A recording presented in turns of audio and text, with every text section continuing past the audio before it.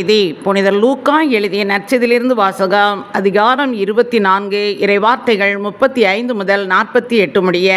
அக்காலத்தில் சீடர்கள் வழியில் நிகழ்ந்தவற்றையும் அவர் அப்பத்தை பிட்டு கொடுக்கும்போது அவரை கண்டுணர்ந்து கொண்டதையும் அங்கிருந்தவர்களுக்கு எடுத்துரைத்தார்கள். சீடர்கள் இவ்வாறு பேசி கொண்டிருந்த போதே இயேசு அவர்கள் நடுவில் நின்று, உங்களுக்கு அமைதி உரித்தாகுக என்று அவர்களை வாழ்த்தினார். அவர்கள் திகிலுற்று அச்சம் நிறைந்தவர்களாய் ஒரு ஆவியை காண்பதாய் நினைத்தார்கள். அதற்கு அவர், நீங்கள் ஏன் கலங்குகிறீர்கள்? ஏன் இவ்வாறு உங்கள் உள்ளத்தில் ஐயம் கொள்கிறீர்கள்? என் கைகளையும் என் கால்களையும் பாருங்கள், நானேதான். என்னை தொட்டு பாருங்கள், எனக்கு எலும்பும் சதையும் இருப்பதை காண்கிறீர்களே, இவை ஆவிக்கு கிடையாதே என்று அவர்களிடம் கூறினார். இப்படி சொல்லி தம் கைகளையும் கால்களையும் அவர்களுக்கு காண்பித்தார். அவர்களோ மகிழ்ச்சி மேலிட்டு நம்ப முடியாதவர்களாய் வியப்புக்குள்ளாகி இருந்தார்கள்.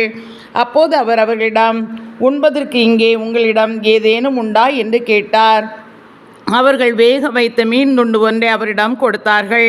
அதை அவர் எடுத்து அவர்கள் முன் அமர்ந்து உண்டார். பின்பு அவர் அவர்களை பார்த்து, மோசேயின் சட்டத்திலும் இறைவாக்கினர் நூல்களிலும் திருப்பாடல்களிலும் என்னை பற்றி எழுதப்பட்டுள்ள அனைத்தும் நிறைவேற வேண்டும் என்று நான் உங்களோடு இருந்தபோதே உங்களுக்கு சொல்லியிருந்தேனே என்றார். அப்போது மறைநூலை புரிந்து கொள்ளுமாறு அவருடைய மனக்கண்களை திறந்தார்.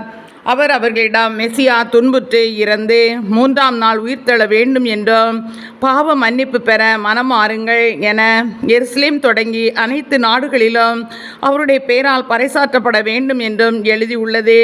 இவற்றிற்கு நீங்களே சாட்சிகள் என்றார். இது கிறிஸ்துவின் நற்செய்தி. கிறிஸ்துவே உமக்கு புகழ்.